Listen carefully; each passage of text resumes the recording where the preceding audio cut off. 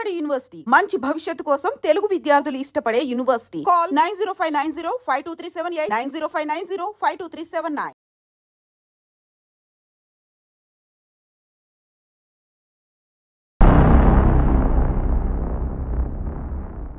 Welcome to I dream. నా చావుకు కారణం అతనే. ఈ సెక్షన్ ఎలా మనం చూడొచ్చు, ఇది మిస్యూజ్ అవుతుందేమని ఒక అభిప్రాయం వస్తుంది. ఇది 306 అనేది దాదాపు కొన్ని వందల జడ్జిమెంట్లలో సుప్రీంకోర్టు, హైకోర్టు గతంలో 306 కేసెస్ కొట్టేయడం జరిగింది. స్కూల్లో, కాలేజీలో స్టూడెంట్స్ లెసన్ వింటూ బయటకు వెళ్ళి సూసైడ్ చేసుకుంటాడు. అవును, దానికి లెక్చరర్కి ఏం సంబంధం ఉంటుంది అంటే యాక్చువల్గా ఉండదండి, కానీ అక్కడ 306 వస్తుంది. Mindless provisions. పోలీసు వాళ్ళు చాలా ఫ్రీక్వెంట్గా ఒక వ్యక్తి స్ట్రెస్ తట్టుకోలేకపోతే దానికి ఇంకొకరు బాధ్యతలు ఎలా అవుతారు? అంటే కంపెనీలో ప్రెజర్లో తిట్టరా? వ్యక్తి భయపడి కోర్టుకు వెళ్ళాలా, లేదు ధైర్యంగా నిలబడాలా? కోర్టుకు వెళ్ళాలి. మీరు ఫేస్ చేయాల్సిన నిజం ఎన్నో సందర్భాల్లో సుప్రీంకోర్టు కూడా అన్నది.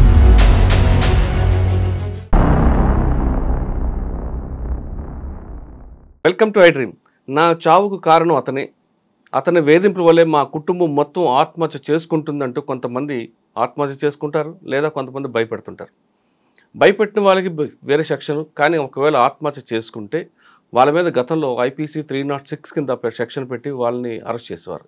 అంటే ఎవరి మీద కోపం ఉన్నా ఈ విధంగా చనిపోతూ లెటర్ పెడితే 306 వస్తుందా, లేదు నిజంగానే వాటి సెక్షన్లు పెట్టినప్పుడు కారణం ఉంటేనే పెడతారా అనే విషయం అంతా మాట్లాడడానికి హైకోర్టు అడ్వకేట్ శ్రీకాంత్ చింతల్ గారు ఉన్నారు. అందుకే చాలా క్లారిటీ తీసుకున్నాం. సార్ నమస్తే. నమస్తే మురళి గారు. సార్, నా మీద ఎవరికో కోపం ఉంది, నన్ను ఏదో రకంగా ఇబ్బంది పెట్టాలి, నా చావు కారణం పలానా వ్యక్తి అని ఒక లెటర్ రాసి ఆయన అబ్స్కాండ్గా అయిపోయాడు అనుకో, ఆ కుటుంబం అంతా మా ఇంటి ముందు కూర్చుంటుంది, పోలీసులు నన్ను తీసుకెళ్ళి కూర్చోబెడతారు. అది ఒక పర్సెప్షన్. ఇంకో నిజంగానే ఆయన సూసైడ్ చేసుకున్నాడు అనుకోండి, పోలీసులు నాకు సంబంధం లేకపోయినా నన్ను తీసుకెళ్తారు. గతంలో ఐపీసీలో 306 పెట్టి నన్ను పంపిస్తారు. అసలు ఆ చనిపోయిన వ్యక్తి నాకు ఉన్న రిలేషన్ కూడా చూడరు, అసలు ఎక్కడ ఎస్టాబ్లిష్ చేద్దామని కూడా ఉండదు. నిజంగా ఎస్టాబ్లిష్మెంట్ సెక్షన్స్ కూడా ఉంటాయి. ఇప్పుడు నేను డబ్బులు ఇచ్చాను, నేను వేధించాను అనుకోండి, ఆయన చేసుకున్నాడంటే ఒక రీజన్ ఉంది, కానీ నేను డబ్బులు ఇచ్చి అడగడం తప్పు అన్నది కరెక్ట్ కాదు. ఈ సెక్షన్ ఎలా మనం చూడొచ్చు, ఇది మిస్యూజ్ అవుతుందేమని ఒక అభిప్రాయం వస్తుంది. ఇది 306 అనేది మోస్ట్ అబ్యూజ్డ్ ప్రావిజన్ అండి ఐపీసీలో. 498 అబ్యూజ్ అవుతుంది అనేది సుప్రీంకోర్టు అన్నది కాబట్టి ఓకే, కానీ 306 అనేది abuse of the process of law అని దాదాపు కొన్ని వందల జడ్జిమెంట్లలో సుప్రీంకోర్ట్స్, హైకోర్ట్స్ గతంలో 306 కేసెస్ని కొట్టేయడం జరిగింది. ఇప్పుడు మీకు చాలా పాపులర్ కేసు హిందుస్థాన్ యూనిలీవర్ కంపెనీలో ఒక ఉత్తరప్రదేశ్ కేసు ఇది. అందులో సేల్స్మెన్ ఉండేవాడు. ఈ సేల్స్మెన్ మీద సేల్స్ చేయట్లేదు అని చెప్పి చాలా ప్రెషర్ పెరుగుతుంది అనమాట. కట్ షార్ట్గా చెప్తున్నాను, చాలా ప్రెషర్ పెరుగుతుంది. వీళ్ళకు మీటింగ్ ఉంటుంది, టీమ్ మీటింగ్ ఉంటుంది. ఈ టీమ్ మీటింగ్లో ఈ మేనేజర్లు, ఆ కంపెనీకి సంబంధించిన వాళ్ళు ఏం చేస్తారంటే, నువ్వు సేల్స్ చేయట్లేదు, నీకు టార్గెట్స్ మీట్ అవ్వట్లేదు అని చెప్పి చాలా ఎక్కువ ప్రెషర్ చేస్తారు. లేకుంటే నేను జాబ్లో నుంచి తీసేస్తాము, నువ్వు పర్ఫార్మెన్స్ లేదు నీదే అనగానే ఇతను సూసైడ్ చేసుకుంటాడు. సూసైడ్ చేసుకుంటే 306 కింద వాళ్ళ మీద కేసులు కట్టారు యూపీలో. సో అలహాబాద్ హైకోర్టుకు న్యాచురల్గా యూనిలివర్ వాళ్ళు, కంపెనీ వాళ్ళు కేసేసారు. కేసేసి క్వాష్ చేయండి, దీన్ని మేమెలా బాధ్యులం అవుతాము, వ్యక్తి ప్రెజర్ తీసుకోలేక చచ్చిపోతే నేను ఎట్లా బాధ్యుడిని అవుతానని చెప్పి కేసేసారు. అలహాబాద్ హైకోర్టు ఏమందంటే సర్ప్రైజింగ్లీ, లేదు మీరు ప్రెజర్ వల్లనే కదా అతను చనిపోయింది, 306 లేదని ఎలా అంటారు అని చెప్పి అసలు 306 ఎలా వస్తుందో కూడా జడ్జిమెంట్ రాశారు. రాస్తే ఇంకా అల్టిమేట్లీ సుప్రీంకోర్టు దాకా వెళ్ళింది మ్యాటర్. సుప్రీంకోర్టు ఏమన్నదంటే, ఒక వ్యక్తి ప్రెజర్ తట్టుకోలేక అతను చనిపోతే దాని కంపెనీ ఎట్లా బాధ్యత వహించాలా? 306 ఇంగ్రీడియంట్ ఏంటి, అసలు అబెట్మెంట్ ఇంగ్రీడియంట్ ఏంటి? 107లో అబెట్మెంట్ డెఫినేషన్ ఉంటుంది. అసలు ఈ అబెట్మెంట్ ఏంటి, అబెట్మెంట్ ఎలా జరగాలి, ఎప్పుడు ఏ పరిస్థితుల్లో దాన్ని అబెట్మెంట్ అనాలి అని చెప్పి సుప్రీంకోర్టు దాన్ని ఆ ఎఫ్ఐఆర్ని క్వాష్ చేస్తూ, అలహాబాద్ హైకోర్టుకి ఈ మాత్రం తెలియదు అని చెప్పి కూడా అలహాబాద్ హైకోర్టు మీద కూడా సుప్రీంకోర్టు చాలా సీరియస్ కామెంట్స్ చేసింది. అయితే ఏంటంటే, మీకు మన ఏపీ కేసు కూడా ఆయన ఎద్దనపూడి మధుసూదన్ రావు గారు కేసు అనుకుంటారు, was sub inspector, circle inspector subject to correction. ఆయన కూతురు కూడా చనిపోతుంది. ఇద్దరు, అల్లుడు కూతురు ఇద్దరు కూడా యూఎస్లో ఉంటారు. ఫ్రీక్వెంట్గా ఇండియాకి వచ్చిపోతూ ఉంటారు. వచ్చినప్పుడు మళ్ళీ ఈయన ఇంట్లోనే ఉంటారు. ఈయన ఇన్స్పెక్టర్ అనమాట. అయితే ఆవిడ డిప్రెషన్లో ఉంటుంది, వెయిట్ తగ్గిపోద్ది, ఓ 20 కిలోల వెయిట్ తగ్గిపోద్ది ఆవిడ. ఇవన్నీ జరుగుతాయి. వన్ డే వాళ్ళు ఇక్కడికి ఇండియాకి వచ్చినప్పుడు ఈ యద్దనపూడి గారి ఇంట్లో ఉన్నప్పుడే ఆ అమ్మాయి చనిపోద్ది. చనిపోయిన తర్వాత క్రిమేషన్ చేసి తర్వాత నెక్స్ట్ డేనో రెండో రోజు ఎఫ్ఐఆర్ అవుతుంది. హైకోర్టు క్వాష్ చేయలేదు దీన్ని. మళ్ళీ ఇది కూడా సుప్రీంకోర్టుకి వెళ్ళింది. అయితే సుప్రీంకోర్టు ఏమన్నది అంటే అసలు ఎఫ్ఐఆర్లో నువ్వు ఎస్ఐ అయ్యండి ఇమ్మీడియట్గా చెప్పాలి ఇంత పెద్ద క్రైము అని చెప్పేసి అదొక డిలే. పైగా 306 ఇంగ్రీడియంట్ ఏంటి అంటే అతను ఏమన్నా ఈవిడ చనిపోవాలి అనే పరిస్థితులు క్రియేట్ చేశాడా, లేదంటే ఆవిడ చనిపోవాలి అనే ఇంటెన్షన్తో ఎలాంటి సిచ్యువేషన్స్ అన్న క్రియేట్ చేశాడా అనేది ఇంపార్టెంట్ అక్కడ అని చెప్పి అది కూడా క్వాష్ చేయడం జరిగింది. బోల్డ్ కేసులు ఉన్నాయి. నిన్న కూడా సుప్రీంకోర్టు ఉజ్జల్ బుయాన్ గారు ఒక మంచి జడ్జిమెంట్ ఇచ్చారు. అది మన గుజరాత్ మ్యాటర్. అది అందులో కూడా ఏంటంటే ఈ కాంప్రమైజ్ అయిన సెక్షువల్ వీడియోస్ చూపించి బ్లాక్మెయిల్ చేస్తారనమాట. ఇది నేను బయట పెడతాను, హౌస్ మేడ్కి ఓనర్కి మధ్యలో జరుగుతుంది. అయితే ఈ న్యూడ్ ఫోటోలు చూపించేసి బ్లాక్మెయిల్ చేస్తూ ఉంటే ఈ పలానా వ్యక్తి వల్ల ప్రెజర్ వల్ల నేను చచ్చిపోతున్నానని చెప్పేసి సూసైడ్ నోట్ కూడా రాసి నోట్లో పలానా వ్యక్తి వల్ల నేను చచ్చిపోతున్నాను, వీళ్ళందరూ కూడా నన్ను బెదిరించారు, బ్లాక్మెయిల్ చేశారు అని చెప్పేసి రాసి చచ్చిపోయిన తర్వాత కూడా సుప్రీంకోర్టు సైడ్ అసలు నథింగ్ డూయింగ్, ఇందులో అసలు 306 ఇంగ్రీడియంట్ ఏం లేదు అని చెప్పి ఆ కేసును కూడా నిన్న కొట్టేయడం జరిగింది. అందులో మంచి అబ్జర్వేషన్ సుప్రీంకోర్టు నిన్న ఉజ్జల్ బుయాన్ గారు ఆథర్ చేశారు ఆ జడ్జిమెంట్ని. ఆ జడ్జిమెంట్లో కూడా ఆయన ఏమంటారంటే ఒక పని సాధారణంగా ఇప్పుడు ఫర్ ఎగ్జాంపుల్ మన ఇద్దరి మధ్యలో మీరు సాధారణ పరిస్థితుల్లో చెయ్యకూడని పనిని మీరు చేసే విధంగా నేను కానీ ఏదన్నా చర్యలు తీసుకొని ఉంటే అంటే మిమ్మల్ని అబేట్ చేయాలి, మీరు ఆ పని చేసే విధంగా నేను మీ సర్కమ్స్టాన్సెస్ని క్రియేట్ చేయాలి, లేదంటే చెయ్యి అని చెప్పాలి. ఇది చేయకపోతే నేను లాస్ చేస్తాను, నేను చంపేస్తాను, లేక నీ ఫ్యామిలీని చంపేస్తాను, ఇలాంటి ఇంగ్రీడియంట్స్ ఉండాలి. అంటే మీకు ఈ పని చెయ్యడం తప్ప అంటే చచ్చిపోవడం కావచ్చు, లేదా ఇంకొకరిని చంపడం కావచ్చు, లేదా ఇంకోటి ఏదైనా అబేట్మెంట్ అంటే ఎనీథింగ్.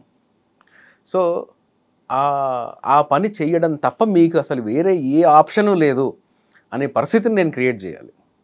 అప్పుడు మాత్రమే అబేట్మెంట్ అవుతుంది. ఎందుకంటే అబేట్మెంట్కి 2 లిమ్స్ ఉంటాయి అబేట్మెంట్ డెఫినేషన్లో. ఒకటి వచ్చేసి మీరు సూసైడ్ చేసుకునే విధంగా నేను పరిస్థితి క్రియేట్ చేయాలి, లేదా సూసైడ్ చేసుకోవాలి నువ్వు అని చెప్పి నేను టర్మ్స్ డిక్టేట్ చేయాలి.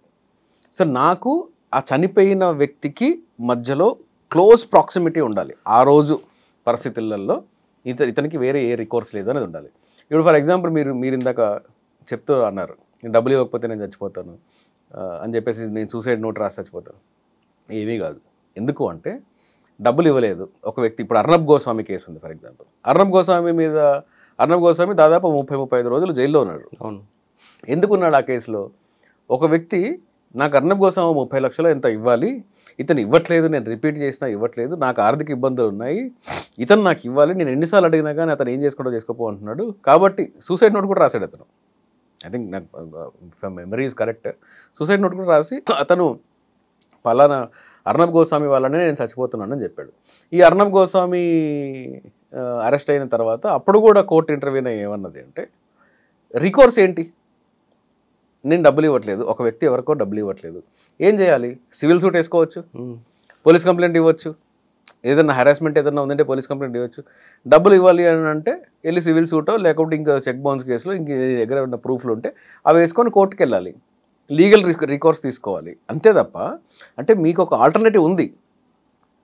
అతను లేకుంటే ఇప్పుడు నేను నీ కూతురో లేకుంటే నీకు సంబంధించిన వ్యక్తి నా దగ్గర ఉంది, నేను చంపేస్తున్నాను, నేను చంపకూడదు అంటే నువ్వు చచ్చిపో అంటే అపాయింట్మెంట్ అవుతుంది. ఈజీగా ఎక్స్ప్లెనేషన్ చెప్తున్నా. మీరు చెప్తున్న 2-3 కేసుల్లో ఓ రీజన్ కనిపిస్తుంది. ఇద్దరు ఏ బి మధ్యన ఏదో రిలేషన్ వస్తుంది. కానీ స్కూల్లో కాలేజీలో స్టూడెంట్స్ లెసన్ వింటూ బయటకు వెళ్ళి సూసైడ్ చేసుకుంటాడు. అవును. దానికి లెక్చరర్కి ఏం సంబంధం ఉంటుందండి? అంటే యాక్చువల్గా ఉండదండి. కానీ అక్కడ 306 వస్తుంది కదా. 306 అబ్సల్యూట్ మైండ్లెస్ ప్రావిజన్స్ ఇవన్నీ. మైండ్లెస్గా కంప్లైంట్ వాళ్ళు ఇచ్చారు. మైండ్లెస్గా పోలీసు వాళ్ళు చాలా ఫ్రీక్వెంట్గా కనీసం బేసిక్ మైండ్ కూడా అప్లై చేయని ప్రావిజన్ ఇది 306 అనేది. ఇప్పుడు చచ్చిపోయాను లెక్చరర్ స్టూడెంట్కి ఏం చెప్తాడు? చదువుకోవాలని చెప్తారు, అంతకు మించి లేదు. ఆ స్ట్రెస్ నుండి ఆయన వెళ్ళి సూసైడ్ చేసుకుంటే మీరు స్ట్రెస్ తట్టుకోలేకపోతే రాదు కదా కాలేజ్ ఒక వ్యక్తి స్ట్రెస్ తట్టుకోలేకపోతే దానికి ఇంకొకరు బాధ్యులు ఎలా అవుతారు? అదే మీకు నేను చెప్పిన అలహాబాద్ హైకోర్టు మ్యాటర్లో కూడా ఉత్తరప్రదేశ్ హిందుస్థాన్ యూనిలివర్ కేసులో కూడా ఇదే జరిగింది. సుప్రీంకోర్టు ఏమన్నదంటే అవును ఒక టీమ్ మీటింగ్లో తిట్టారు, నువ్వు పర్ఫామ్ చేయట్లేదు అన్నారు, నీకు ఉద్యోగం తీసేస్తాను అని అన్నారు. అంటే కంపెనీలో ప్రెజర్లో తిట్టరా? కేవలం తిట్టడము, లేదంటే నిన్ను అంటే హ్యూమిలేట్ చేయడము, లేకపోతే అంటే నలుగురు మధ్యలో హ్యూమిలేట్ చేయడము, లేకపోతే నీకు ఉద్యోగం తీసేస్తాను అనడము, నీకు పలానా బెనిఫిట్ తీసేస్తాను అనడము, ఇవన్నీ సూసైడ్ ఎలా అవుతాయి సార్? కొంతమంది ప్రభుత్వం తీసుకున్న నిర్ణయం వల్లే నేను నా కుటుంబం ఆర్థికంగా చిదిగిపోయింది కాబట్టి నా చావుకి ఆ మంత్రి కారణం అంటూ సూసైడ్ రాసి లేదా సెల్ఫీ వీడియో పెడతారు. అప్పుడు ఏమవుద్దండి? లేదండి, అవన్నీ కూడా అబెట్మెంట్ కాదు. ఎందుకంటే అబెట్మెంట్ డెఫినేషన్ ఈజ్ క్లియర్. 306 ఇప్పుడు 108 ఆఫ్ బిఎన్ఎస్ ఇది డెఫినేషన్ క్లియర్. ఏమి మార్పు లేదు, పాత చట్టానికి ఇప్పటికి కూడా ఏమి మార్పు లేదు. కానీ మీరు అన్నట్టు మార్పు లేదు. కానీ ముందు అయితే కేసు అవుతుంది, హెరాస్మెంట్ అవుతుంది, ఇది అవుతుంది, అవన్నీ భరించాల్సిందే. ఎందుకు అంటే అన్ని కేసుల్లో కూడా భరించాల్సిన అవసరం లేదండి. నాకు తెలిసిన చాలా కేసులలో కూడా కాలేజీ స్టూడెంట్ సూసైడ్ చేసుకున్నాడు, అందులో లెక్చర్ భరించాలా వద్దా? లేదు, అట్లాంటి కేసులలో నాకు తెలిసి పోలీసు వాళ్ళు ఎవరిని అరెస్ట్ చేసినవి నేను చాలా అరెస్ట్ అయిపోయినా వాళ్ళు పిలిపిస్తారు, మాట్లాడతారు, మీడియా మాట్లాడతారు. ప్రొసీజర్ పనిష్మెంట్ ఉంటుంది. ప్రొసీజర్ అనే పనిష్మెంట్ ప్రతి కేసులో ఉంటుందండి. ఎందుకు అంటే పోలీస్ వాళ్ళ పని ఏంది? ఇన్వెస్టిగేషన్ చేయడం, ఇందులో నిజానిజాలు ఏంటో తేల్చడం. ఇన్వెస్టిగేషన్ చేసే క్రమంలో అరెస్ట్ అనేది శిక్ష కాదు. అరెస్ట్ అనేది ఏంటి అంటే కేవలము అతను బయట ఉంటే ఏదన్నా ఎవిడెన్స్ని ఏమన్నా తారుమారు చేయొచ్చా, సాక్షుల్ని ఏమన్నా ఇన్ఫ్లుయెన్స్ చేయొచ్చా, లేకుంటే ఇంకేదన్నా విధంగా ఎవరినన్నా ఇన్ఫ్లుయెన్స్ చేయొచ్చా, ఇన్వెస్టిగేషన్ ఇన్ఫ్లుయెన్స్ అయ్యే ఛాన్స్ ఉందా, వాటి రీజన్స్ ఉంటే మాత్రమే మీకు అరెస్ట్ అనేది జరుగుతుంది. అరెస్ట్ అనేది శిక్ష కాదు. చాలామంది ఏమంటారంటే అరెస్ట్ చేశాడు 4 రోజుల్లో బయటకు వచ్చేసాడు ఏంటి అంటే 4 రోజుల్లో బయటకు వచ్చింది అది శిక్షపడి కాదు, శిక్షపడి జైలుకి పోలా, అలిగేషన్లో జైలుకి వెళ్ళాడు. అలిగేషన్ ఉంది, అలిగేషన్ నిజమా కాదా కనుక్కునే క్రమంలో అరెస్ట్ అనేది పోలీసు వాళ్ళు మెకానికల్గా చేస్తారు. కానీ ఇన్ఫాక్ట్ మీరు ఏ ఫారిన్ కంట్రీకి వెళ్తే మర్డర్ కేసులో కూడా డైరెక్ట్గా అరెస్ట్ చేయరు. ఏదన్నా కనీసం ఒక చిన్న స్క్రాప్ ఆఫ్ ఎవిడెన్స్ అన్నా ఉండాలి. వితౌట్ ఎవిడెన్స్ నేను అరెస్ట్ చేయడానికి లేదు. ఎందుకంటే 41 సిఆర్పిసి, ఈ 41 సిఆర్పిసిలో మీకు మురళి గారు I'm sorry to say lawyers కూడా దీన్ని వ్యతిరేకిస్తారు. 41A సిఆర్పిసి ఉండకూడదు, దాన్ని అబ్యూస్ జరుగుతుంది అంటారు. కానీ ఇప్పుడు దాకా ఎవరు కూడా 41A లాంగ్వేజ్ని క్వశ్చన్ చేయలేదండి. నాకు ఆశ్చర్యం అనిపిస్తుంది.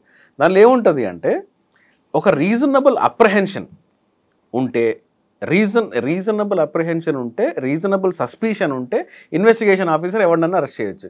నీకు ఇన్వెస్టిగేషన్ ఆఫీసర్కి అనుమానం వస్తే, నీకు అప్రహెన్షన్ ఉంటే నన్ను అరెస్ట్ చేయడం ఏంది? దానిలో రీజనబుల్ సస్పిషన్ అనే పదాన్ని తీసి రీజనబుల్ గ్రౌండ్ అని మార్చారనుకోండి. గ్రౌండ్ అంటే మరి ఏదో ఒకటి పెట్టాలిగా. అవును, సాక్ష్యం ఎక్కడుంది, నువ్వు ఆ టైంలో ఎక్కడున్నావు, అబెట్మెంట్లో ఇప్పుడు 114 సెక్షన్ 114 ఉంది. అబెట్మెంట్ చేసే పరిస్థితుల్లో, అబెట్మెంట్ చేసే క్రమంలో మిగతా వాళ్ళు ఎయిడింగ్ ఆఫ్ అబెట్మెంట్ అంటే ఒకడు అబెట్మెంట్ చేస్తున్నాడు, మిగతా వాళ్ళు ఎయిడ్ చేస్తున్నారు. సో ఈ ప్రావిజన్ ఉంది. నువ్వు ఎక్కడున్నావు, అలబై ఏమన్నా ఉందా లేదా, ఇవన్నీ చూసుకొని అప్పుడు మీరు అప్లై చేయాలి. ఇవన్నీ చేయకుండా అంటే గ్రౌండ్ అన్నప్పుడు ఎగ్జాంపుల్గా చెప్పాను 114కి 107కి ఈ గ్రౌండ్ అనే పదం లేనందువల్ల ఇప్పుడు వ్యవస్థలో అరెస్ట్ ఎలా జరుగుతుందంటే కేవలం ఇన్వెస్టిగేషన్ ఆఫీసర్ దయాదాక్షిణ్యాలు మాత్రమే.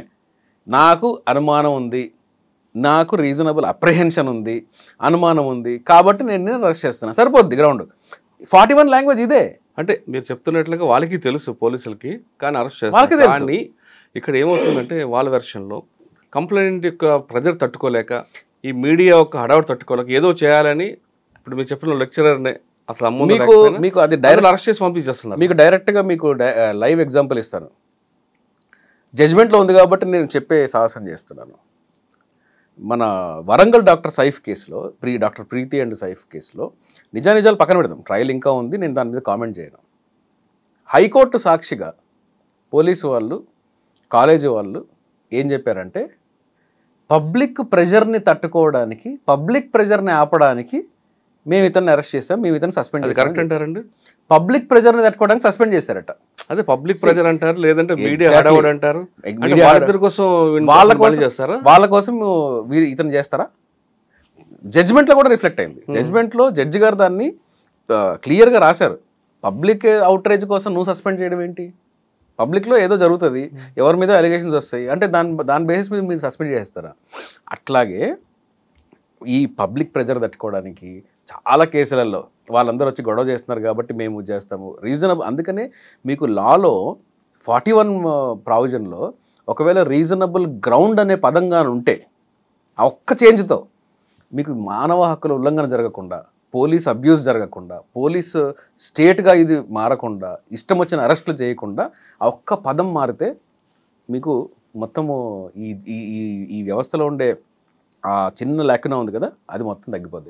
306 అనేది మురళి గారు అక్రాస్ ద కాంటెక్స్ట్ ఒక రెమెడీ మీకు ఉందండి. మీకు చాలామంది ఇప్పుడు ఈ ఫైనాన్షియల్ ఇష్యూస్లో పర్టికులర్గా ఈ మొబైల్ యాప్లో లోన్స్ తీసుకొని వాళ్ళ హెరాస్మెంట్తో చచ్చిపోతున్నాం అని చెప్పి రాసి పెట్టడము, క్రెడిట్ కార్డుల దీంతో రాసి పెట్టడము, వీటన్నిటికీ కూడా మీ దగ్గర రికోర్స్ ఉంది, మీరు సివిల్ కోర్టుకి వెళ్ళొచ్చు, సివిల్ కోర్టులో సూట్ వేసి పలానా వ్యక్తి నన్ను ఇబ్బంది పెడుతున్నాడు డబ్బులు ఇమ్మని చెప్పి, కాబట్టి నేను ఈ పలానా వ్యక్తి నన్ను కేవలం లీగల్గా మాత్రమే నా దగ్గర వసూలు చేసుకోవాలి తప్ప ఇలా ఇల్లీగల్గా రావడానికి వీల్లేదు అని చెప్పి మీరు కోర్టుకి వెళ్ళొచ్చు. లేదా మీకు డబ్బులు రావాలంటే పలానా వ్యక్తి ఇవ్వట్లేదు నాకు అవసరం ఉంది, కోర్టుకి వెళ్ళండి, పోలీస్ స్టేషన్కి వెళ్ళండి, మీ దగ్గర ఆల్టర్నేటివ్ రెమెడీ ఉంది కదా. రెమెడీ ఉన్నప్పుడు చచ్చిపోవడం, లేనప్పుడు చనిపోవడం కూడా కరెక్ట్ కాదు కదా. ఆల్టర్నేటివ్ రెమెడీ ఉంది. లేనప్పుడు అంటే అబేట్మెంట్ అక్కడే కదా వస్తుంది. లేనప్పుడు అంటే నేను మీకు పరిస్థితిని క్రియేట్ చేయాలి. నువ్వు చచ్చిపో, నువ్వు చచ్చిపోకపోతే నేను పలానా పని చేస్తాను, ఆ పలానా పని చేస్తానంటే నీకే నష్టం, కాబట్టి నీకు ఆప్షన్ లేదు. లేదు ఇంకొక యాంగిల్లో ఏంటి అంటే నేను పరిస్థితులు క్రియేట్ చేస్తాను. ఈ పరిస్థితులు ఎలా క్రియేట్ చేయాలి? అక్యూజ్డ్ పర్సన్ పరిస్థితులు క్రియేట్ చేస్తాడు. ఎలా క్రియేట్ చేస్తాడంటే ఇక నువ్వు పలానా స్టెప్ వేసావు అనుకో ఇది జరుగుద్ది, పలానా స్టెప్ వేస్తే ఇది జరుగుద్ది, కాబట్టి నువ్వు ఏమీ చేయడానికి లేదు అన్నప్పుడు ఈ వ్యక్తి ఆ కారణాల వల్ల, ఇతను క్రియేట్ చేసిన కారణాల వల్ల ఆ వ్యక్తి చచ్చిపోతే దానికి మన అంతటితో సరిపోదు. ఆ కారణాలన్నీ చనిపోయే టైంకి, చనిపోయే రోజుకి, చనిపోయిన సిచ్యువేషన్కి క్లోజ్ ప్రాక్సిమిటీ ఉండాలి. ఎప్పుడో జరిగింది నేను ఇప్పుడు చేశాను అంటే కుదరదు సార్. ఇప్పుడు కొన్ని కంపెనీలో మీరు అన్నట్లు వర్క్ లోడ్ ఉంటుంది మేనేజ్మెంట్కి, ఆ మేనేజర్ కింద వాళ్ళకి వర్క్ లోడ్ పెడతాడు, ప్రెజర్ ఇస్తాడు, టార్గెట్ అంటాడు. మేనేజర్ టార్గెట్ వల్ల నేను సూసైడ్ చేసుకుంటున్నాను ఒకరు, లేదా మేనేజర్ టార్గెట్ వల్లే ఇంకొక రకం కొంతమంది అమ్మాయిలు అయితే నన్ను పిలిచాడు అని 350 పెట్టాడు. ఈ రెండు అప్లికబుల్ అవుతాయా? కరెక్ట్ అంటారా? అంటే చనిపోక ముందు అయితే అండి చాలా మంచి ప్రావిజన్స్ ఉన్నాయి. Sexual harassment at work place act ఉంది. దాంట్లో ఏమి లేకుండా, గ్రౌండ్స్ లేకుండా అదొక ఎలిగేషన్ పెట్టి వదలదు సార్. ఎలిగేషన్ పెట్టే ఇప్పుడు ఎలా అయిపోయిందంటే అండి సొసైటీలో కూడా, అంటే జనరల్గా ఎవరన్నా ఒక విమెన్ ఒక మేల్ పర్సన్ మీద కానీ ఎలిగేషన్ పెట్టింది అంటే బై డిఫాల్ట్గా ఏమైపోతుంది అంటే ఇది నిజమేమో అని చెప్పేసి అందరూ నమ్మడము. ఈ పబ్లిక్ షేమింగ్కి గురయ్యి మీకు చాలా కేసెస్లో నాకు పర్సనల్ నాలెడ్జ్ ఉన్న కేసులు ఉన్నాయి. కొన్ని సూసైడ్ అటెంప్ట్ చేసిన అబ్బాయిలు ఉన్నారు. ఎందుకు అంటే పలానా అమ్మాయి నన్ను బ్లాక్మెయిల్ చేస్తుంది, పలానా అమ్మాయి నన్ను ఇలా చేస్తుంది, నాకు భయం వేస్తుంది కాబట్టి చేస్తున్నాను. రీసెంట్గా ఒక ఐ థింక్ రాయదుర్గం పోలీస్ స్టేషన్లో ఎక్కడో ఇట్లాంటి ఒక మ్యాటర్ ఒకటి వచ్చింది, నా దృష్టికి వచ్చింది అది. కాబట్టి సొసైటీ కూడా ఎక్కడ ఉందంటే అమ్మాయి చెప్పింది నిజమేమో అనే ఒక నార్మల్ అప్రహెన్షన్ ఒకటి సమాజంలో ఉంది. అందుకనే వీటన్నిటికీ కూడా సొల్యూషన్ ఏంటి అంటే ఏదన్నా ఎలిగేషన్ ఉన్నప్పుడు ఆ 41 లాంగ్వేజ్లో రీజనబుల్ సస్పిషన్ని తీసి రీజనబుల్ గ్రౌండ్ అని పెడితే లా మీద కూడా అందరికీ గౌరవం అనేది ఏర్పడుతుంది. కామన్ మ్యాన్ కూడా గౌరవం ఏర్పడుతుంది. ఏంటి కేసు పెట్టావా, సరే చూసుకో, నీ దగ్గర ప్రూఫ్ ఉందా, ప్రూఫ్ ఉంటే నేను ఇన్వెస్టిగేషన్ కోఆపరేట్ చేస్తాను, నీ దగ్గర ప్రూఫ్ లేదా గమ్ము నోరు మూసుకుని వెళ్ళు, ఇంత ధైర్యం వస్తుంది ఆ ఒక్క పదం మారితే. కొన్ని కంపెనీల్లో మీరు చెప్పిందాక నేను అడిగినట్లుగా మరి రిపీట్ చేస్తున్నా, సరిగ్గా పని చేయట్లేదు, వానికి నువ్వు ఇలా కాదు అలా కాదు అని చెప్పినందుకు ఆయన అవమానంగా ఫీల్ అయ్యి ఆత్మహత్య చేసుకుంటాడు. వెంటనే ఆయన మీద 306, ఇప్పుడు 107, 108. అటువంటి ఎక్యూజ్డ్ భయపడి కోర్టుకు వెళ్ళాలా, లేదు ధైర్యంగా నిలబడాలా? కోర్టుకు వెళ్ళాలి. మీరు సాఫ్ట్వేర్ ఉద్యోగం అయినా కానీ కొన్ని సాఫ్ట్వేర్ ఉద్యోగాల్లో కూడా సాఫ్ట్వేర్ ఎంప్లాయీస్ కూడా లేబర్ కోర్టుకు వెళ్ళొచ్చు. లేబర్ డెఫినేషన్లో చెప్తుంది విక్టిమ్ సైడ్, ఎక్యూజ్డ్ పార్ట్ చెప్తున్నా. ఎక్యూజ్డ్ పార్ట్ అతని మీద కేసులు ఎలిగేషన్ వేస్తారండి. చనిపోయారు అనుకోండి, ఎలిగేషన్ వేస్తే ఖచ్చితంగా అది ట్రయల్ దాకా వెళ్ళాల్సిన అవసరం లేదు. ఎందుకంటే I'm very sorry to say ఇది ఫేస్ చేయాల్సిన నిజం. ఎన్నో సందర్భాల్లో సుప్రీంకోర్టు కూడా అన్నది, డిస్ట్రిక్ట్ జ్యుడిషియరీలో అండ్ కొంతవరకు కొన్ని హైకోర్ట్స్లో అక్కడక్కడ, మెయిన్లీ డిస్ట్రిక్ట్ జ్యుడిషియరీలో ఈ 306 కేసులు వీటి మీద ప్రాపర్ ట్రయల్ చేసిన తర్వాత కూడా డిఫెన్స్ వాళ్ళు బేసిక్ ఇంగ్రీడియంట్స్ కూడా లేకుండా వీళ్ళు నమ్ముతున్నారు కాబట్టి కన్విక్షన్లు ఇస్తున్నారు. సార్ ఇప్పుడు బోర్డు కేసులు ఉన్నాయి ఇట్లా. ఓకే, సూసైడ్ అటెంప్ట్ చేసుకుంటానని భయపెట్టు సెల్ఫీ వీడియో తీసో లెటర్ పెట్టి ఆయన అబ్స్కాండ్గా అయిపోయాడు, తర్వాత దొరికాడు అనుకోండి. అటెంప్ట్ చేసుకున్నందుకు గతంలో ఒక 108 సెక్షన్ ఉంటుంది ఐపీసీలో అనమాట. ఆత్మహత్య చేసుకోవడం కూడా నేరం కాబట్టి ఆత్మహత్య ఓన్లీ ఆత్మహత్య చేసుకోవడం యత్నం కూడా నేరమే ఉండేది. ఇప్పుడు మార్చినట్టున్నారు, ఎందుకంటే సుప్రీంకోర్టు అప్పుడు శిక్షలు వేయట్లేదు, అతనే విక్టిమ్ కదా, విక్టిమ్ వాడి మీద కొంచెం కన్సిడర్ చేయాలి ఉంటుంది. ఇప్పుడు ఆ విధంగా చేసి భయపెట్టారు అనుకోండి, వాళ్ళ మీద మనం ఉల్టా కంప్లైంట్ ఇవ్వచ్చు, డెఫినెట్లీ ఇవ్వచ్చు. ఎందుకంటే ఒక వ్యక్తిని నేను చచ్చిపోతానని చెప్పేసి బెదిరించడం కూడా ఇట్ ఈస్ అఫెన్స్. అతన్ని బ్లాక్మెయిల్ చేయడమే కదా. ఏ ఉద్దేశంతో చేస్తున్నారు? ఇప్పుడు ఫర్ ఎగ్జాంపుల్ ఏదైనా డబ్బుల్లో లాగడానికో లేకుంటే అతని దగ్గర ఇంకేదైనా పని చేయించడానికో అదే అబేట్మెంట్ అసలు. ఈ వ్యక్తి మీద బ్లాక్మెయిల్ చేస్తే రిటర్న్ గా నేను చచ్చిపోతాను నువ్వు ఈ పలానా పని చేయాలి అంటే ఇది అబేట్మెంట్. ఇప్పుడు ఒక కేసులో భువనగిరితో ఒక కేసు ఉంది. ఆ కేసులో ఇద్దరు కుటుంబ సభ్యులే, భూ వివాదాల్లో ఇద్దరి మధ్యన విభేదాలు వచ్చాయి. నా భూమిని ఇవ్వకపోతే మొత్తం నా కుటుంబం అంతా ఆత్మహత్య చేసుకుంటా, దానికి కారణం XYZ నీకు సపోర్ట్ ఉన్నారని ఒక వీడియో రిలీజ్ చేశాడు, ఒక పేపర్ కూడా రిలీజ్ చేశాడు. ఇప్పుడు ఈ బి అనే వ్యక్తి ఏం చేయమంటారు? బి అనే వ్యక్తి ఆ పేపర్ రిలీజ్ చేసి చనిపోలేదు అనుకోండి, ఈ బి అనే వ్యక్తి వెంటనే పోలీస్ స్టేషన్కి వెళ్ళి ఈ పలానా ఇది నా దృష్టికి వచ్చింది, నాకు దీనికి ఎటువంటి సంబంధము లేదు, వీళ్ళని బెదిరించడానికి ఇలా చేస్తున్నారు కాబట్టి నేను మీ కాషన్గా తీసుకొస్తున్నాను, అలాంటిది ఏమన్నా వాళ్ళు ఏదైనా అటెంప్ట్ చేస్తారేమో మీరు కాషన్గా చూసుకోండి అంటే ఇతని కాంటాక్ట్ కూడా బయటకు వస్తుంది. ఇప్పుడు ఒక కేసులో రంగారెడ్డి డిస్ట్రిక్ట్లో జరిగిన కేసులో ఏమైందంటే సూసైడ్ 306 అఫెన్స్ పెట్టారు పోలీసులు. 306 అఫెన్స్ ఎంత హాస్యాస్పదంగా ఉంటుందంటే 500 మధ్యలో ఈ వైఫ్ 306 కింద ఇది అయింది, సూసైడ్ అనేది ఇది స్ట్రాంగిల్ చేసుకుంది అనమాట. ఇతనే వెళ్ళి స్ట్రాంగిల్ చేసుకున్న తర్వాత ఇతనే వెళ్ళి ఆవిడని తీసుకొని ఆవిడ టాబ్లెట్స్ కూడా వేసుకొని మళ్ళీ ఊరు కూడా వేసుకున్నట్టుంది ఆ కేసులో. ఇతనే వెళ్ళి హాస్పిటల్కి తీసుకొని వెళ్ళి హాస్పిటల్లో లేదు CPR అవన్నీ చేసిన తర్వాత ఈ కాదన్న తర్వాత చనిపోయిన తర్వాత అప్పుడు PM రిపోర్ట్ చేసి సూసైడ్ అని చెప్పి సూసైడ్ 306 చేశారు. కోర్టు ఏమన్నదంటే అసలు అతనికి చంపేయాలి చచ్చిపోవాలని ఉంటే ఇతను ఎందుకు హాస్పిటల్ తీసుకెళ్తాడు? ఇతను నెక్స్ట్ అటెంప్ట్ ఉంది కదా ఇతనిది, ఈవిడ్ని బతికించాలి అనే తపన అక్కడ కనిపిస్తుంది కదా. సో 306 ఎట్లా వస్తుంది దీనిలో? కానీ పోలీసు వాళ్ళు అరెస్ట్ చేస్తారు, జైల్లో పెట్టారు, పాపం జైలుకి వెళ్ళి. అదే నడుస్తున్నానండి, కేసు కన్విక్షన్ రావడం పక్కన పెట్టండి, కానీ FIR ఈ ప్రొసీజర్ పనిష్మెంట్ ఎక్కువ ఉంటుంది కదా.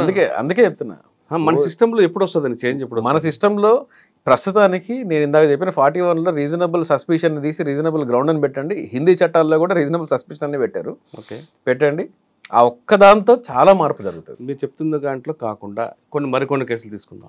ఒక 306 కాదు, 302 ఒక మర్డర్ అవుతుంది, వాడికి పడన అందరి పేర్లు అందులో విక్టిమ్ రాసేస్తారు. ఓకే, తర్వాత ఇంకొక పోక్సోలో వాడి పడన పేర్లందరూ కూడా అందులో ఇన్వాల్వ్ అవుతారు. అంటే A1 ఉంటాడు, ఆ చుట్టుపక్కల వాళ్ళ ప్రోద్బలంతో జరిగింది. అవును, కేసు అవ్వడం, ఇన్వెస్టిగేషన్. 376లో కూడా ఇప్పుడు పెళ్లి చేసుకున్నానని చెప్పేసి నన్ను సెక్షువల్గా వాడుకున్నాడు, తర్వాత పెళ్లి చేసుకుని అంటున్నాడు అని చెప్పి ఈ రేప్ కేసులు పెట్టడం 420తో, అంతకుముందు 420తో పెట్టేవాళ్ళు. ఇప్పుడు కొత్తగా సెక్షన్స్ వచ్చేసేదానికి BNSలో పెడితే అందులో ఈ 376 రేప్ కేసులో కూడా ఫ్యామిలీ మెంబర్స్ని పెట్టేవాళ్ళు. అదే ఆ కేసుల్లో, అటువంటి సెన్సేషనల్ కేసుల్లో వెంటనే పేపర్లో మీడియాలో వస్తుంది, ఒక మీడియా ట్రైల్ అవుతుంది. ఇవన్నీ ఫేస్ చేయాల్సిందేనా? అవన్నీ ఫేస్ చేయాలి. ఎవరన్నా ఒకరు గట్టిగా నిలబడి అసలు వీళ్ళందరూ నన్ను పబ్లిక్ షేమింగ్ చేస్తున్నారు కాబట్టి వీళ్ళందరి మీద నేను దావా వేస్తాను, నేను అసలు ప్రూవ్ కూడా కాలేదు ఇంతవరకు, నన్ను పబ్లిక్ షేమింగ్ చేస్తున్నారు వీళ్ళందరూ, నేను క్రిమినల్ ట్రయల్లో ఇంకా ఉన్నానని చెప్పేసి వీళ్ళందరి మీద యాక్షన్ తీసుకుంటే అప్పుడు సరిగ్గా అవుతుంది. అందరి మీద సివిల్ సూట్లు వేయాలి. ఓకే, మరి కొంతమంది అండి ఎక్కడో ఇద్దరి మధ్య రిలేషన్ ఉంటుంది, ఇంటర్మీడియట్ నుంచి కంటిన్యూ అవుతుంది, డిగ్రీ అయ్యే వరకు ఆ రిలేషన్ వేరే రిలేషన్ వెళ్తుంది. క్లాష్ అయిన తర్వాత, ఆ బ్రేక్ అయిన తర్వాత ఈ అబ్బాయి నన్ను పెళ్లి చేసుకుంటానని మోసం చేశాడు, చాలా కామన్ కేసెస్ అది. అది మీరు అన్నట్లుగా 376, 420 ఇవన్నీ వస్తాయి. కానీ ఇది కామన్ అయిందని అమ్మాయి ఏం చేస్తుందంటే, ఎవరో ఒకరు ఇచ్చిన సలహా మేరకు నన్ను ఇంటర్మీడియట్లోనే రేప్ చేశాడని ఆమె డిగ్రీ ఫైనల్ ఇయర్ కంప్లీట్ ఇస్తుంది. అంటే అప్పుడు పోక్సో వస్తుంది. అప్పుడు జనరల్గా అయితే పోక్సో పెట్టాలి. అంటే అటువంటి కేసులు ఎలా ఫైట్ చేయాలి? మరి తన టెస్టిమనీ ఉంది కాబట్టి పెట్టాలి, కానీ ట్రయల్లో పెద్దగా నిలబడకపోవచ్చు. ట్రయల్ నిలబడకపోవచ్చు, కానీ ముందైతే ముందు హెరాస్మెంట్ ఉంటుందండి. ఎందుకంటే ముందు హెరాస్మెంట్ ఎందుకు ఉంటుందంటే, మీరు ఇంతలో అడుగుతున్నారు కాబట్టి చెప్తున్నాను, పోలీసు వాళ్ళు మైండ్ అప్లై చేయకపోవడం వల్ల ఉంటుంది, అంతే. దీనికి ఇంతకన్నా పెద్ద ఆన్సర్ లేదు నా దగ్గర. అంటే వాళ్ళు మైండ్ అప్లై చేసినా మీరు అన్నట్లు ఇందాక ఒక స్టేట్మెంట్ జడ్జిమెంట్ చెప్తున్నారు, పబ్లిక్ ప్రెజరు, మీడియా ట్రయల్ తట్టుకోలేక అయినా కానీ అంటే ఇప్పుడు ఒక ఆఫీసర్ నిలబడాలండి. ఎందుకు మీరు ఆఫీసర్గా ఉండేది? చాలామంది మంచి సిన్సియర్ ఆఫీసర్స్ ఉంటారు. వాళ్ళు పోలీస్ స్టేషన్కి వెళ్ళిన తర్వాత వాళ్ళంతా చూసి లేదు ఇది ఫ్రాడ్ కేసు, ఇది అసలు కొంచెం కూడా ఎవిడెన్స్ లేదు, మీరు ఎవిడెన్స్ ఏమైనా తీసుకురండి అప్పుడు నేను చూస్తాను అంటారు. చాలా జెన్యున్ కేసెస్లో చేస్తారు. ఉన్నారు అటువంటి ఆఫీసర్లు ఉన్నారు. కొంతమంది బయస్సులు ఎందుకంటే తలనొప్పి అని తలనొప్పి ఎందుకని ఏదో ప్రెజర్కో దేనికో పెట్టి ఫాల్స్ కేసులు రోజు మీడియాలో వస్తుంది, నేషనల్ మీడియాకి వస్తుంది అన్నీ అనగానే వాళ్ళు ఇప్పుడు సోషల్ మీడియా ఒకటి వచ్చింది. అందుకని దానికి ఆన్సర్ ఇదేనండి. లాలో ఉండే లాంగ్వేజ్లో మారిస్తే తప్ప లాంగ్వేజ్ మార్చిన వెంటనే ప్రొసీజర్ వస్తుంది దానికి. ఇందాక నేను చెప్పిన రీజనబుల్ గ్రౌండ్ అనే పదం మారితే దానికి ఒక ప్రొసీజర్ వస్తుంది కదా. వాట్ ఈస్ గ్రౌండ్ అని, అరెస్ట్కి ముందు గ్రౌండ్ ఉండాలి అని ఆ ప్రొసీజర్ ఒకటి వస్తుంది కదా. ఈ ప్రొసీజర్ అనేది పబ్లిక్ని ప్రొటెక్ట్ చేస్తుంది. అదే రూల్ ఆఫ్ లా. అవును, మీకు ఇష్టం వచ్చింది చేసుకోవడానికి లేదు. రాజ్యాంగ స్ఫూర్తికి కొన్ని కాలేజీలు అమ్మాయిలు పనిచేసే కాలేజీలో కానీ లేదా అమ్మాయిలు ఎక్కువ ఉన్న సాఫ్ట్వేర్ కంపెనీలో ఏదో రెండు వస్తాయి, ఇష్యూస్ వస్తాయి. ఒకటి ఈ అమ్మాయి బాగా చదవాలని ప్రెజర్ ఇవ్వచ్చు, లేదు సరిగ్గా పని చేయట్లేదని మేనేజర్ ప్రెజర్ ఇవ్వచ్చు. వాళ్ళిద్దరూ ఇంకా ఆయన మీద 354కి రెడీగా అవుతారు. అప్పుడు ఆ కంప్లైంట్ ఎలాగా ఉంటారు, ఆ ఎక్యూజ్డ్ పార్టీ ఏ విధంగా తనకు తను ప్రొటెక్ట్ చేసుకోవాలి. 354 ఇంగ్రీడియంట్స్ ఆర్ డిఫరెంట్. 354లో ఏముంటుందంటే ఒక కాంటాక్ట్ ఎస్టాబ్లిష్ చేసి ఉమెన్ క్లియర్గా చెప్పాలి. అంటే నన్ను స్టాక్ చేస్తున్నాడు అంటే కుదరదు. 354Dలో పర్టికులర్గా నన్ను స్టాకింగ్ చేస్తున్నాడు, నా వెంటబడుతున్నాడు, నన్ను సెక్షువల్గా ఫేవర్ చేయమంటున్నాడు అలా అంటే కుదరదు. అతను ఎక్స్ప్రెస్ చేసిన నాడు మీరు నాకు ఇది ఇష్టం లేదు అని కన్వే చేసి ఉండాలి. అంటే మీరు డినై చేసి ఉండాలి. మీరు డినై చేయకుండా సైలెంట్గా ఉన్నారనుకోండి, అతను అడుగుతూ ఉంటాడు, మీరు డినై చేయరు. సడన్ వన్ డే వచ్చి లేదు ఇతను నన్ను ఇలా హెరాస్ చేస్తున్నాడు అని అంటారు. ప్రైమ్ ఆఫీసర్ ఏదో కేసు కనిపిస్తుంది కానీ అది ఫైనల్ జడ్జ్మెంట్లో నిలబడదు. ఫైనల్ వరకు మీరు వెళ్ళట్లేదు, మీరు వెళ్ళిపోతున్నారు కానీ ముందు ప్రొసీజర్ చెప్తున్నా. ప్రొసీజర్ దానికి నా దగ్గర ఆన్సర్ లేదు మురళి. నేను చాలా ఓపెన్గా చెప్తున్నాను, దానికి నా దగ్గర ఆన్సర్ లేదు. నా దగ్గర ఆన్సర్ ఎందుకు లేదు అంటే మార్చిన హిందీ చట్టాల్లో కూడా అదే భాషను తీసుకున్నారు. కనీసం అరెస్ట్ చేసే ముందున్న ప్రొసీజర్ని కూడా మార్చలేదు. గ్రౌండ్స్ లేకుండా అరెస్ట్ చేయడం అనేది ఇండియన్ లాలో ఉండే ఒక లాకునా. ఈ లాకునా వల్ల ఇన్నోసెంట్స్ సఫర్ అవుతారు. ఈ లాకునా వల్ల పోలీసు వాళ్ళు అబ్యూజ్ ఆఫ్ ద ప్రాసెస్ చేస్తారు. ఇది మారేంత వరకు నేను మీకు డెఫినెట్ ఆన్సర్ ఇవ్వలేను. రైట్. ఇంకో క్వశ్చన్ అండి, అమ్మాయిలు మీరు చెప్తున్న కంపెనీలో ఏదో కంపెనీలో అండి మీరు అన్నట్లుగా ఫస్ట్ ఆఫర్ ఇచ్చినప్పుడు డినై చేయడం అన్ని కాకుండా వన్ ఫైన్ డే వాళ్ళిద్దరి మధ్యన ఘర్షణ అవుతుంది. ఆ అమ్మాయి కంప్లైంట్ ఏం రాస్తుందంటే టచ్ చేశాడనో అడిగాడనో ఆఫర్ ఏం కనకుండా నన్ను రోజు అదొకలా చూస్తున్నాడు, ఈ రోజు ఇంకొక రకంగా చూశాడు అని వస్తుంది.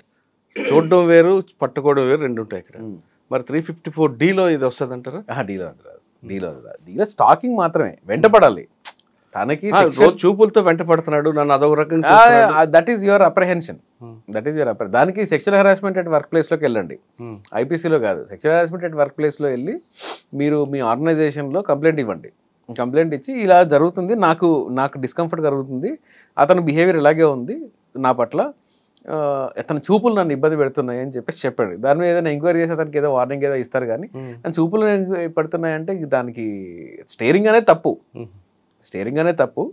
మీకు చాలా ఫారిన్ కంట్రీస్లో కూడా స్టేరింగ్ ఈజ్ కొంచెం సీరియస్ అఫెన్స్ లాగా తీసుకుంటారు. కానీ మన దగ్గర ఈ స్టేరింగ్ అంటే నేను ఎందుకు చూస్తున్నాను, నాకు చూసే అధికారం లేదా, నేను నిన్ను వేరే దృష్టితో చూడడము ఎలా ప్రూవ్ చేస్తారు ఇంటెన్షన్ని. కాబట్టి sexual harassment at work place అనేది ఒక మంచి చట్టం. ఆ చట్టం ప్రకారం వెళ్ళాలి తప్ప మీకు దాన్ని నేను ఐపీసీలో కన్వర్ట్ చేస్తాను, పోలీసు వాళ్ళ దగ్గరికి వచ్చి నేను నా పవర్ యూజ్ చేసి ఎఫ్ఐఆర్ చేయిస్తాను అంటే అది అనవసరంగా ఆ పెట్టిన వ్యక్తి కూడా షేమ్ అవుతారు. సార్ ఫైనల్గా చెప్పండి, పోక్సో లాంటి చట్టాలు కాకుండా లేదా సెన్సేషనల్ మర్డర్ కేసులు ఏదో ఫాస్ట్ ట్రాక్ పెట్టి చేస్తున్నారు, కానీ సాధారణంగా 320 కావచ్చు, లేదంటే 307, 302 ఇవన్నీ కేసుల్లో ఫైనల్ పనిష్మెంట్ లేకుండానే ప్రొసీజర్ పనిష్మెంట్ అయిపోతుంది. అవును, ఒక టైం బాండ్ లేకపోతుంది. దీనివల్ల సొసైటీలో ఏమొస్తుందంటే మీడియా హడావుడి తప్ప మనకు శిక్ష పడదు అన్నది ఒక ధైర్యం కింద క్రిమినల్ ధైర్యం వెళ్ళిపోతుంది. మరి అటువంటిప్పుడు మనం సిస్టమ్ ఏం చెప్తుంది? క్రిమినల్స్కి ధైర్యం వెళ్ళిపోతుంది. విక్టిమ్స్ నాకు న్యాయం జరగదు అనే ఒక డిస్ట్రెస్లోకి కూడా వాళ్ళు కూడా వెళ్ళిపోతారు జరుగుతుంది. సో దీనికి ఆన్సర్ ఏంటి అంటే అండి మురళి గారు, నంబర్ ఆఫ్ జడ్జెస్ మనకు యావరేజ్గా ఉండేది ఏంటి అంటే నంబర్ ఆఫ్ జడ్జెస్ పెరగాలి, నంబర్ ఆఫ్ కోర్ట్స్ పెరగాలి. ప్రొసీజరల్ ల్యాప్సెస్ ఏవైతే ఉన్నాయో ఈ ప్రొసీజరల్ ల్యాప్సెస్లో ఒక స్టడీ చేసి ప్రొసీజరల్ ల్యాబ్స్ వల్ల ప్రొసీజరల్ డిలే జరగకూడదు అనే ఒక ఇది ఉంది. ఇక్కడ చాలా చట్టాలు 6 నెలల్లో క్లియర్ చేయాలనే చట్టం పోక్సో కూడా చెప్తుంది. 6 monthsలో చేయాలి, యాజ్ సూన్ యాజ్ పాసిబుల్. మీరు అక్కడ దాకా ఎందుకు? జువెనైల్ జస్టిస్ యాక్ట్ అనేది ఎంత ఇది అంటే 18 years కన్నా కింద ఉండే వాళ్ళు child in conflict with law అంటారు. మీడియాలో చాలా మంది బాల నేరస్తులు అని రాస్తుంటారు, చాలా తప్పది. నేరస్తులు అనకూడదు, బాల కారాగృహం అని రాస్తుంటారు. చూసాను నేను చాలాసార్లు మీడియాలో. ఒకసారి ఆ ప్రెస్ క్లబ్లో మీటింగ్ పెట్టినప్పుడు కూడా ఒకసారి చెప్పాను నేను, బాల నేరస్తులు అనకండి, బాల నేరస్తులు అనకూడదు, వాళ్ళని child in conflict with law అనేది వాళ్ళకు ఉండే టర్మ్ చిల్డ్రన్కి. సో వీళ్ళ కేసెస్ చైల్డ్ కాబట్టి చాలా తొందరగా చేసి వాళ్ళని హోమ్ పంపించడము, అబ్జర్వేషన్ హోమ్లో పెట్టడము ఏదో చేస్తారు. ఇది కూడా 4 ఏళ్ళు 5 ఏళ్ళు 6 ఏళ్ళ నుంచి పెండింగ్ ఉన్న కేసులు మన హైదరాబాద్లోనే ఉన్నాయి జోనైల్ జస్టిస్లో. ఎందుకు జోనైల్ యాక్ట్ ఎందుకు? వాళ్ళు మేజర్ కూడా అయిపోయి ఎనర్గా ఉన్నప్పుడు చేసిన తప్పు, మేజర్ అయిపోయి పెళ్ళి అయిపోయి పిల్లలు కూడా కన్న తర్వాత ఇంకా ట్రయల్ నడుస్తారు. ఇప్పుడు క్రిమినల్ కేసు గురించి మనం మాట్లాడడం. సివిల్ కేసు తీసుకుంటే కంప్లైంట్ చనిపోతాడు, వాదించిన అడ్వకేట్ చనిపోతాడు, జడ్జిస్ మారిపోతారు, ఎప్పుడో జడ్జిమెంట్ వస్తుంది. దానివల్ల ఎవరికి లాభం ఎవరికి నష్టం? నిన్న హైకోర్టులో ఒక మ్యాటర్లో నేను అపేర్ అయ్యాను. అందులో కోర్ట్ ఫైల్లో కూడా, అంటే ఎంత పాత కేసు అంటే అది, కోర్ట్ ఫైల్లో కూడా పిటిషనర్స్ ఎవరో లేరు, రెస్పాండెంట్ ఎవరు లేరు, కేవలం అడ్వకేట్ల పేర్లు కనిపిస్తున్నాయి. అడ్వకేట్ల పేర్లు కనిపిస్తున్నాయి కాబట్టి మా సీనియర్ గారి పేరు వచ్చిందనమాట. ఆయన విజయవాడలో ఉన్నారు. ఆయన నాకు చెప్పారు, ఏదో నా పేరుతో ఏదో వచ్చిందంట చెప్పారు, అదేంటో ఒకసారి చూడండి అంటే కోర్టుకు వెళ్తే దాంట్లో ఎవరి పేర్లు లేవు, పార్టీలు ఎవరు కనుక్కోవాలంటే కూడా నాకు తెలియదు. సో అదేదో నిన్న క్లోజ్ చేయడం జరిగింది ఆ కేసు. చాలా ఓల్డ్ కేసు అది. అంటే మీరు అన్నట్టు కోర్టుల సంఖ్య పెరగాలి, జడ్జీలు పెరగాలి, ఇన్ఫ్రాస్ట్రక్చర్ పెరగాలి అని మీరు అంటున్నారు. కానీ ఇవన్నీ పెంచాలంటే గవర్నమెంట్ ఫండ్ ఇవ్వాలి. గవర్నమెంట్ జ్యుడిషియరీ మీద కొంచెం ఫండ్ ఎక్స్పెండ్ చేయడానికి ఇష్టపడదు. అంటే జ్యుడిషియరీ మొత్తం వాళ్ళ కంట్రోల్లోకి వెళ్ళిపోతే అప్పుడు ఫండింగ్ అన్ని పెడతారు, అలా కావాల్సిన జడ్జిమెంట్ పెట్టుకొని చేస్తారు. కానీ అది జరగదు కదా. అదే జరగకూడదు. సాధారణంగా కన్విక్షన్ రేట్ పెరిగింది అనుకుంటే ఆ కంట్రీ మీద ఎక్కువ మంది క్యాపిటల్స్ వస్తారు కదండి. సార్ కన్విక్షన్ రేట్ పెరగడం అనేది ఒక మంచి ఇండికేషన్. కానీ కన్విక్షన్ రేటు ఎక్కువ ఉండే కంట్రీస్ని మన కంట్రీస్ని కంపేర్ చేసి చూస్తే అక్కడ అరెస్ట్ చేయడానికి కూడా గ్రౌండ్స్ కావాలి. అక్కడ ప్రొసీజర్గా అంటే ఎవిడెన్స్గా ఏది తీసుకుంటున్నారు, అసలు ప్రైమా ఫెసై కేసు ఉందా లేదా అనేది వాళ్ళ విధానం ఎలా ఉంది, మన క్రిమినల్ విధానం మన క్రిమినల్ చట్టాలు ఎలా ఉన్నాయని ఒక కంపారిజన్ చేసి చూస్తే అక్కడ మనకు తెలుస్తుంది. ఎందుకంటే మన దగ్గర abuse of the process of law అంటాం, అంటే క్వాష్ జ్యూరిస్డిక్షన్ అంటారు కదా, ఏదో క్వాష్. ఈ క్వాష్ ఏంటి అంటే నేను చేయలేదు, నేను అప్పుడు ఎక్కడో ఉన్నాను, అక్కడ అలబై ఉంది, ఇవన్నీ ట్రయల్ మ్యాటర్స్. అవన్నీ క్వాష్ చేసే ప్రైమరీ గ్రౌండ్ ఏంటి అంటే ఈ ఎఫ్ఐఆర్ చేయడం వల్ల లేదా పలానా ఛార్జ్ షీట్ ఫైల్ చేయడం వల్ల లా ఎక్కడన్నా అబ్యూజ్కి గురైందా, అబ్యూజ్ ఆఫ్ ద ప్రాసెస్ ఉందా అనేది మాత్రమే చూడాలి. This is the primary ground. So abuse of the process of law అనేది ఇండియాలో యాక్విటల్ రేట్ ఉంది కదా, ఇదంతా abuse of the process of లానే. కన్విక్షన్ రేట్ ఏదైతే ఉంది కదా, అంటే జస్ట్ నంబర్గా చెప్తున్నాను.